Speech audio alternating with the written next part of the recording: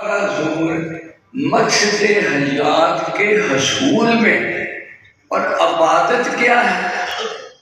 ہر وہ کام، ہر وہ سوچ، ہر وہ فکر جو رضائے الہی کے خاطر ہو اور پیروی رسالت مآب سلم میں ہو، وہ عبادت ہے۔ سبحان اللہ۔ مومن کے تمام کام اگر رضائے الہی کے لیے ہو اور پیروی رسالت مآب صلی اللہ علیہ وسلم میں ہو، وہ عبادت ہے۔ آپ کسی بیمار کا پتہ لینے جائیں، سبحان اللہ، عبادت اولیٰ ہے۔ آپ کسی بھوکے کو کھانا کھلائیں، عبادت اولیٰ ہے۔ آپ پیار سے السلام علیکم لیں تو 72 میں سے 68 نیکیاں تمہیں ملتی۔ اذان پڑھ، بخشش کے پانے دیکھو اللہ کے، اذان سبحان پاک اللہ، غور سے سنو، کام چھوڑ دو، اس کے ساتھ الفاظ دہراؤ، 26 لاکھ نیکیاں۔ سبحان اللہ، سبحان اللہ، 26 لاکھ نیکیاں ہیں احترام اذان اور ساتھ دہرانے کی۔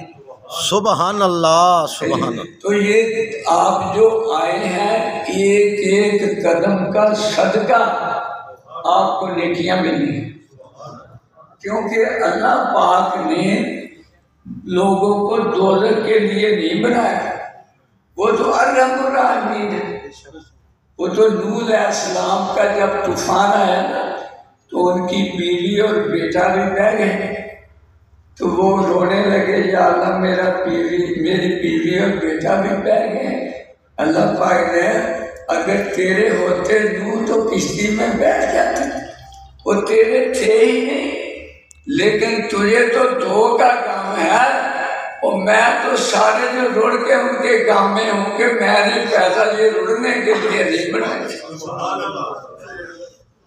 مخلوق خدا سے اللہ کا پیار دیکھو، بہانے بناتا ہے میرا بندہ جو ہے وہ دوزخ میں نہ جائے، وہ جنتی ہے، بہانے بناتا ہے۔ یہ جو مختلف تقریبات ہوتی ہیں، عید، شبرات، شب قدر، یہ کیا معنی ہے؟ جو کوئی حاضر ہو جائے میں کل اس کو مانے، اس کو بخش دوں۔ اور ایمان سے حضرت